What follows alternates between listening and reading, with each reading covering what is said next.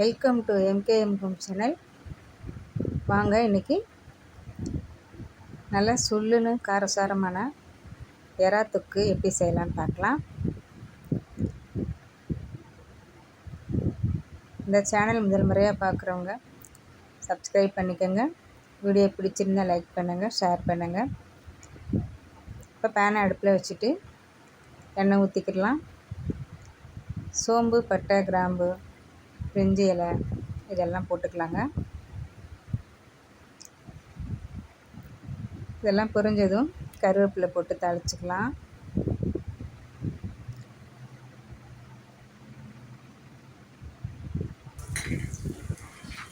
கருவேப்பிலை நல்லா பொரிஞ்சதும்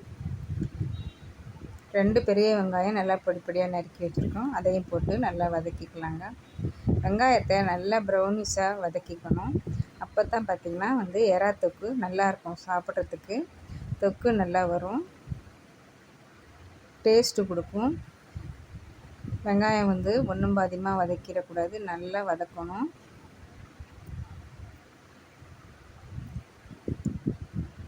இந்த அளவு வதக்கணும், இன்னும் வதக்கணும். இன்னும் கொஞ்சம் நல்லா வதக்கிட்டு அதுக்கப்புறமா நம்ம மறுபடியும் போடுறதெல்லாம் போட்டுக்கலாம்.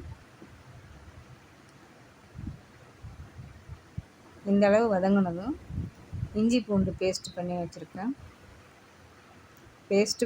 பேஸ்ட்டாக போடாமல் அப்படியே நல்லா உரக்கல்ல நம்ம இடித்து வச்சுக்கணும். இடித்த இஞ்சி பூண்டு தான் போடணும் இதுக்கு, அப்போ தான் நல்லா டேஸ்ட்டாக இருக்கும்.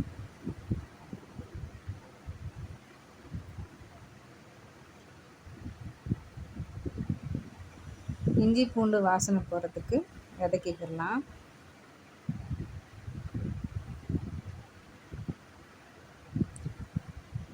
இப்போது தக்காளி கட் பண்ணி வச்சுருக்கோம்.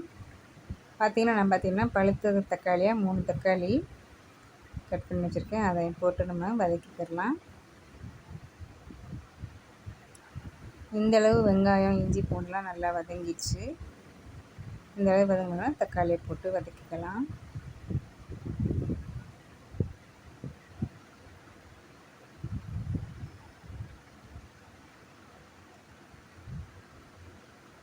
இப்போ தக்காளி வதங்கிறதுக்காக கொஞ்சமாக உப்பு, கல் உப்பு சேர்த்துக்கிறோங்க.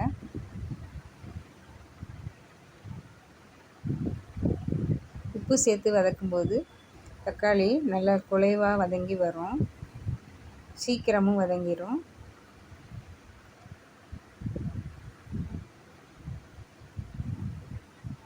இன்னும் நல்லா வதக்கணும். தக்காளி நல்லா குலைவாக வரணும், அந்தளவுக்கு வதக்கிடணும். இந்த மாதிரி வதக்கணும்.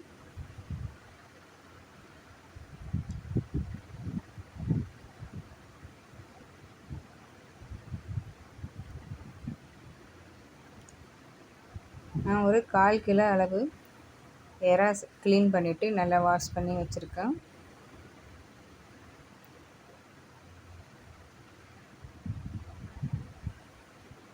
அரை கிலோ எறா க்ளீன் பண்ணோன்னே 1/4 கிலோ அந்த ஓடெல்லாம் போயிட்டு க்ளீன் பண்ணோன்னே 1/4 கிலோ எறாவாக ஆயிடுச்சு.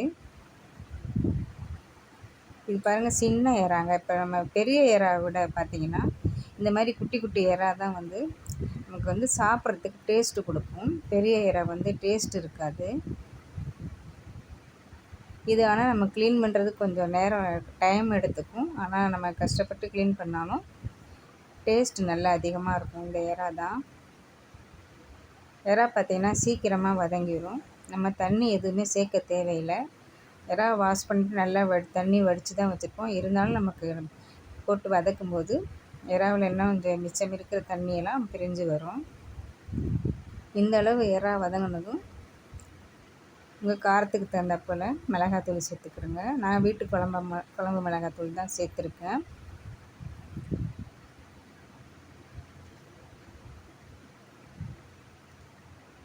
நல்லா இந்த மிளகாத்தூளோட நல்ல காரத்தன்மையெல்லாம் நம்ம அந்த ஸ்மெல்லு போகிறதுக்கு நல்லா வதக்கிக்கிடலாம்.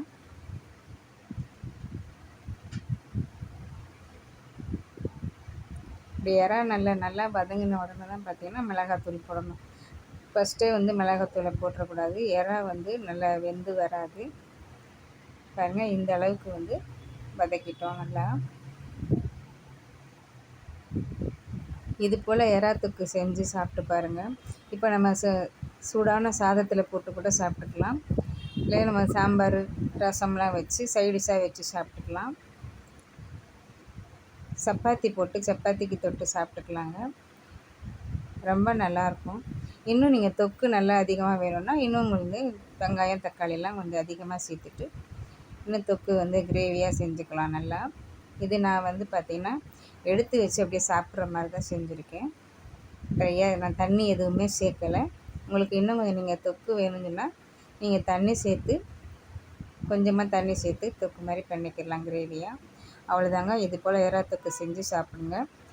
தேங்க்யூ ஃபார் வாட்சிங்.